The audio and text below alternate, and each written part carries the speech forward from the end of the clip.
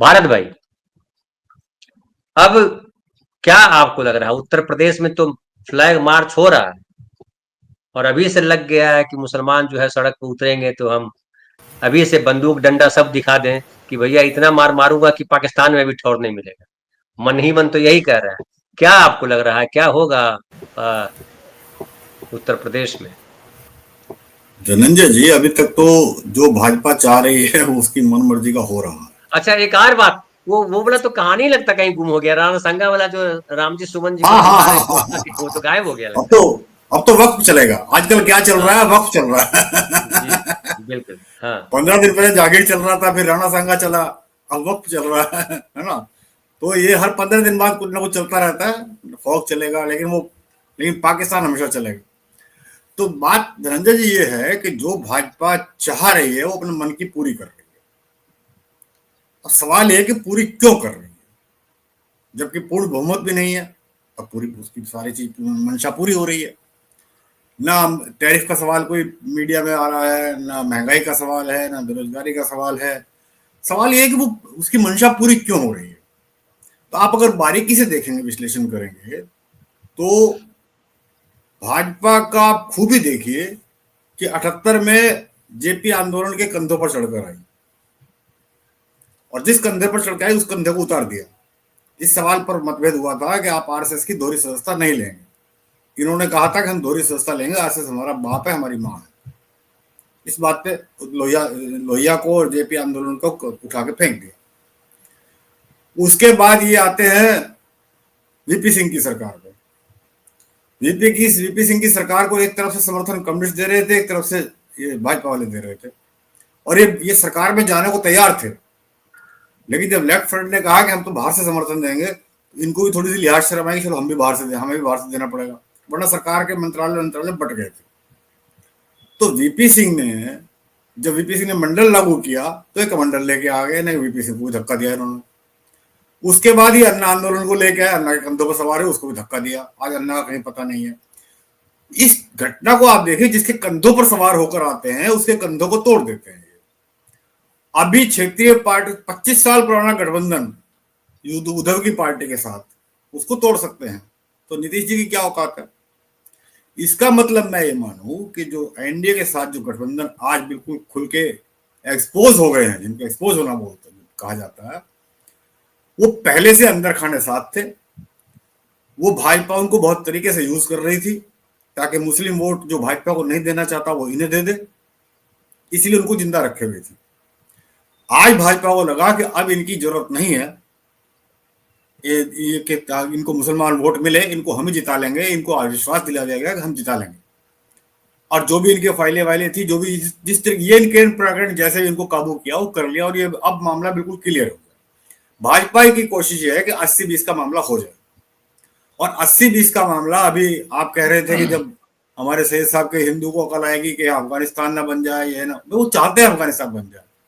आप कह रहे अकल नहीं आएगी उनके भक्तों को, तो वो तो भक्त उनके चाहते हैं कि अफगानिस्तान बने, तालिबान बने, सब कुछ बने, वो तैयार बैठे हुए हैं। ये मुगालते मत रहिएगा आप, वो चाहते हैं, इसी तरह धीरे धीरे बढ़ रहे हैं। सवाल यह है कि ऐसे माहौल में, और 80-20 कभी होगा नहीं, ये भी मैं तय लिख के देता हूँ। हाँ, 49-51 जरूर करके ले जाएंगे वो लोग, इसमें कोई दो राय नहीं। झगड़ा 49-51 का होना ही होना है, ये तैयारी उनकी है पूरी तरह से। अब एनडीए गठबंधन के जितने भी घटक हैं, जो चार, जयंत चौधरी, चिराग, नीतीश और चंद्रबाबू नायडू, ये तो गए। इनको तो छोड़ दीजिए आप, ये पूरी तरह से भाजपा के साथ ही रहेंगे। इन्हीं के साथ जीना है, इन्हीं के साथ माने, 7 फेरे 7 बंधन ये ले चुके हैं उसके साथ। और जब ये 7 फेरे ले लेते हैं, तो फिर जो है विधवा होकर उस घर से निकलते हैं। शादीशुदा नहीं, होकर लेकिन तलाक ये वाली। लेकिन भारत भाई, ये आप कह रहे हैं, लेकिन ऐसे कई अवसर आए हैं जब ये गाली दे करके रामविलास पासवान धर्मनिरपेक्ष हो गए, नीतीश कुमार भी धर्मनिरपेक्ष हो गए। मनमोहन सिंह तक ने कहा था कि नीतीश कुमार धर्मनिरपेक्ष है। और अभी भी अगर समझिए, चिराग पासवान भी धर्मनिरपेक्ष हो जाते हैं, फिर वो मांझी जी भी हो जाते हैं, नायडू हो, किसी दिन एक दिन आकर के कहेंगे कि अरे भाजपा हमको नहीं चाहिए, तुम ये सोचे कैसे, और हम अलग हो जाते हैं, तो देखिए फिर वो हो जाएगा मैं धर्मनिरपेक्ष। कह रहा हूं, अब इनका कोई यकीन करे तो मूर्ख है, इसका मतलब वो राजनीतिक नहीं है। राजनीति में धनंजय जी 10-20 साल मतलब सत्ता आप से क्या बाहर कह रहना रहे हैं कोई कि मायने नहीं है। मोदी जी का जो कोई यकीन 10-20 करते हैं वो 30 हजार मूर्ख है, आप ये कहना चाह रहे हैं? कौन, नहीं नहीं, वो लोग तो उनके मोदी जी के हो चुके हैं ना। अब मोदी जी उनको नहीं छोड़ेंगे ना, मोदी जी को छोड़ेंगे। अगर किसी वजह से उनको लगा कि पूरा हिंदुस्तान जो है विपक्ष के साथ खड़ा हो गया है और हम फिर वापस लौट के उड़ू उड़ू करके क्यों लड़के खेलते हैं गुल्ली डंडा, उड़ू उड़ू करके फिर अपने गिनती कर लेते हैं, उड़ू उड़ू अब इनकी उड़ू भी नहीं चलेगी। और अगर चल गई तो फिर मूर्ख है, जो इनको माफ करे, जो इनको गले लगा रहे, एक बार अजमा लिया छुट्टी हुई, इनको जाने दो। और दूसरी चीज एक और है कि अब इनकी राजनीति पूरी तरह से खत्म हो चुकी है और ये पूरी तरह से उनके साथ चले गए हैं। इनका यकीन करना बेवकूफी होगी। तीसरी बात मैं कहता हूं, बाकी जो बचे जो इंडिया के साथ जो अभी गठबंधन में हैं, ममता और अखिलेश, ये दो गठबंधन अभी इनकी परीक्षा होनी बाकी है। और मेरे हिसाब से अगर आप मेरा विश्लेषण सुनेंगे तो ममता भी अंत तक वहीं जाएंगी जहां चिराग पासवान और ये लोग जा चुके हैं। और अखिलेश भी, पार्लियामेंट में अखिलेश जी का भाषण देखा आपने, उनकी बॉडी लैंग्वेज देखी, कहीं थी गंभीरता किसी नाम की? वो तो खुश थे कि मैदान सारा मेरे हाथ में आ गया, वो उनकी खुशी बता रही थी, अब मैदान सारा मेरे हाथ में है। और मैं अखिलेश का तब तक यकीन नहीं करूंगा जब तक वो उनको जो उनको पदवी मिली है उनके फादर को वो वापस नहीं करेंगे। मैं तब तक उनका यकीन नहीं करूंगा। और दूसरी चीज एक और कह देना चाहता हूं, राजनीति में जिन लोगों ने हिटलर को नहीं पढ़ा वो राजनीतिक होने काबिल है ही नहीं। वो मंत्री बन जाए, संतरी बन जाए, पूरी पार्टी का नेता बन जाए, पूरे प्रदेश का नेता बन जाए, पूरे देश का नेता बन जाए, जिसने हिटलर को नहीं पढ़ा वो राजनीति होने के काबिल नहीं। तीसरी चीज, अगर आपने हिटलर को पढ़ लेंगे तो फिर आप ये राजनीति नहीं करेंगे, अगर करेंगे तो आप जानबूझ के कर रहे हैं। ऐसा नहीं कि हिटलर को भाजपा ने नहीं पढ़ा, पढ़ा है, लेकिन वो चूंकि हिटलरवादी हैं इसलिए पढ़ा है उन्होंने, वो सारे काम वही कर रहे हैं जो हिटलर करता था, लेकिन अब दूसरे रूप में कर रहे हैं। फासिज्म जो हमारे सामने पुराने रूप में था वो नव फासिज्म के रूप में हमारे सामने खड़ा हुआ है। नव फासिज्म क्या है कि तथा ये जो आपके संवैधानिक संस्थाएं होती हैं वो खड़ी तो रहती हैं आपके सामने, लेकिन उनको उनकी नसबंदी कर दी जाती है। एक शब्द इस्तेमाल कर रहा हूं मैं, उन संवैधानिक संस्थाओं की नसबंदी कर दी जाती है। और फिर वहां के जो गवाह होते हैं वो गीता कुरान पे हाथ रख के कहते हैं मैं गीता कुरान की सौगंध खा कहता हूँ, जो भी कहूंगा सच कहूंगा। तो जज भी कहने लगते हैं मैं भी गीता कुरान की सौगंध खा के कहता हूँ, जो भी निर्णय दूंगा खुदा और भगवान से पूछ के दूंगा। तो वो संस्थाएं भी खत्म हो जाती है। ये नव फांसीवाद है। ना कत्ल करना पड़ता है, इक्का दुक्का कत्ल करने पड़ते हैं लोगों को डराने के लिए, इक्का दुक्का लोगों को जेल भेजना पड़ता है लोगों को डराने के लिए, लेकिन सरेआम नहीं होता। जो पुराना फासिज्म था वो उस काम सरेआम करता था, व्यापक स्तर पर करता था, बड़े पैमाने पर करता था। नव फासिज्म क्या करता है कि वो छोटे पैमाने पर करता है, मैसेज के रूप में करता है, ताकि एक को मारूं तो 100 को अकल आए। यानी कि जैसे हमारे घर में होता था ना कि सुनाना धी को और कहना बहू को, तो एक दो घटना ऐसी कर लेते हैं बाकी लोग डर जाते हैं। इसी तरह से अब आप ये देखिए जो एनडीए के गठबंधन है इन पे यकीन करना तो अभी तो खत्म हो गई। वक्फ बोर्ड ने जैसे शाह बानो वाले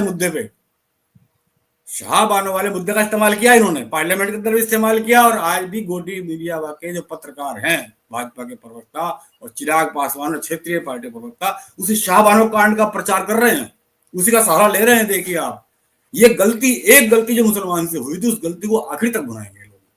अब रहा सवाल इसका, जो हमारे पैनलिस्ट ने कहा, शायद सैयद साहब ने कहा, दुबे जी ने कहा कि मुसलमानों के पास वो नेतृत्व क्षमता है ही नहीं जो पूरे मुसलमान को बता दे कि हिटलर शाही क्या चीज होती है।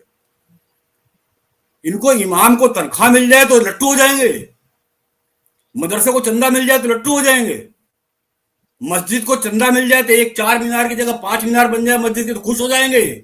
कभी इन्होंने शिक्षा की बात की, कभी तालीम मांगी इन्होंने, कभी तालीम की बात की, तालीम को पॉलिटिकल सवाल बनाया?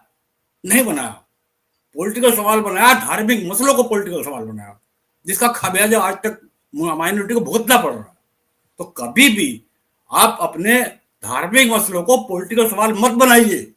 एक सबक, पहला सबक ये है, इनको ऐसे नेता की जरूरत है माइनॉरिटी को। माइनॉरिटी आज बहुत उत्पीड़न में है, माइनॉरिटी बहुत अपने आप को छला हुआ महसूस कर रही है, मैं बिल्कुल सहमत हूं इस बात से, लेकिन माइनॉरिटी को आज सबक सीखने की जरूरत है। माइनॉरिटी अगर चाहे तो क्षेत्रीय पार्टियों का कभी यकीन ना करे। क्षेत्रीय पार्टियों के पास गई थी माइनॉरिटी, क्या हुआ, चंद्रबाबू नायडू ने इमामों को वो दिया था, तनख्वाह दी, लट्टू हो गए। इमामों को पेंशन दे दी, लट्टू हो गए। ये क्या तरीका है? अब वो चंद्रबाबू, अब भी मीडिया में प्रचार चल रहा है कि चंद्रबाबू नायडू तो फिर मना लेंगे मुसलमानों को, 4 साल 3 साल बाकी है। 3 साल बाद अगर आप मान गए, 4 साल बाद तनख्वाह में दूनी करता हूँ, पेंशन दूनी करता हूँ, तो फिर मान जाएंगे आप, तो फिर खता खाएंगे। माइनॉरिटी को ही जरूरत है आज देश में लोकतंत्र की, और बचाने की जिम्मेदारी भी उन्हीं की है। मैं बहुत उल्टी बात कह रहा हूं, मैं बहुत उल्टी बात कह रहा हूं और बहुत सही बात कह रहा हूं।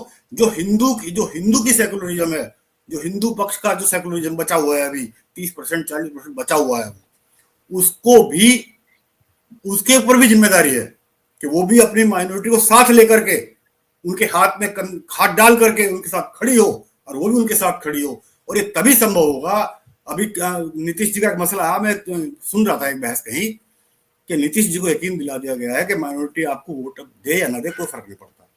उनको किशनगंज की सीट का हवाला दिया गया, 2-3 सीटों का हवाला दिया गया जहां मुसलमान कैंडिडेट जो उनका हमेशा जीतता था वो नहीं जीता। शायद वो इस तरह की घटना थी कोई, ये यकीन उनको दिलाया गया है। क्यों? कि मुसलमानों से जो गलतियां हुई हैं, पॉलिटिकल गलतियां, जो क्षेत्रीय पार्टियों का कोई अगर मुस्लिम कैंडिडेट है, उन्होंने नहीं देखा है बसपा का है, अखिलेश का है, नीतीश का है, नायडू का है, जिताओ। ये यकीन दिलाया गया नीतीश को, ये यकीन दिलाया गया जयंत को। क्या जयंत का आज पूरी राजनीति जयंत चौधरी की हिंदू मुस्लिम सहयोग पर टिकी हुई थी, आज खत्म कर दी उसने। मैं जयंत को, उस चरित्र को भी जानता हूं। जब वो अजीत सिंह तैयार थे बीजेपी गठबंधन के लिए 2014 में, जयंत ने सख्ती से मना किया था, 19 में मना किया था, लेकिन जयंत अड़े, हाथरस कांड में लाठियां खाई उसने, लेकिन फिर बदल गया। क्यों? यकीन दिला दिया कि मुसलमान वोट अगर नहीं भी मिलेगा तब भी तुम जीत जाओगे। ये यकीन कैसे आया हमको? हम फाइलों की बात तो बहुत करते हैं कि फाइलें दबा ली, वो एक अलग मैटर है, लेकिन कुछ पॉलिटिकल आदमी कितनी फाइल दबा ले। मायावती का क्या है, उनको यकीन दिला दिया गया कि मुसलमान वोट की तुम्हें जरूरत नहीं है। ये सारे किस्से हमारे पास जो मुस्लिम माइनॉरिटी को और जो हिंदू सेकुलरिज्म का, जो हिंदू का बचा हुआ हिस्सा सेकुलरिज्म है, कभी कम्युनल हो नहीं सकता, वो भी 30-40% है। इन दोनों का कॉम्बिनेशन ही हमें इस देश को बचाएगा। उसके लिए क्या करना है हमें? हमारे राष्ट्रीय पार्टियों को ही चुनना है, उन्हीं से सवाल पूछना है, उन्हीं से झगड़ना है, उन्हीं से लड़ना है। क्षेत्रीय पार्टियों के साथ आप टेम्परेरी समझौते करके, या जैसा आपने सवाल किया कि फिर ये माफी मांग के आ जाएं, फिर इनको मुसलमान वोट दे दे, फिर इनके साथ कांग्रेस इनके पे यकीन कर ले, बेईमानी है। कोई मतलब नहीं है। अगर आपके पास हिटलर को पढ़ा है क्षेत्रीय पार्टी से, पूछिए आपने शामिल करने के, जब आपको इंडिया गठबंधन में शामिल करना हो, पूछिए हिटलर पढ़ने का जमाना नहीं है भारत भाई, अभी लूटने का जमाना है आपका। अभी पढ़ने का जमाना नहीं, लूटने का जमाना है। हाँ, वो लेकिन राम नाम की लूट है, लूट सके सो लूट, वो धनंजय जी, पछताएगा जब अब रह क्या गया? सिर्फ 2 पार्टी तो रह गई बाकी मैदान में, ममता और अखिलेश, बाकी तो गया, लुट गया। भाई अभी और आगे बात करेंगे, आज 1 घंटा हो गया, हम सोच रहे थे 1 घंटा के पहले खत्म कर देंगे, लेकिन आप इतना बढ़िया बोल रहे थे कि हम रोक नहीं सके आपको। हमारे कुछ साथी और कह रहे हैं कि कोई बोल रहे थे। क्या लगता है भारत जी? जी बताइए। आपको क्या लगता है कि अब किसी क्षेत्रीय लीडर में इतनी हिम्मत मतलब है कि वो इनका पुरजोर तरीके से विरोध कर सके? नहीं, कल आपको क्या लगता है कि ममता बनर्जी भी वही करेगी? हाँ, मैं वही कह रहा हूं, यादव भी वही करेगा, ममता बनर्जी भी वही करेंगे, अखिलेश भी वही करेंगे, ये भाजपा वही के सहयोगी साबित होंगे। ध्यान रखना मेरी बात है।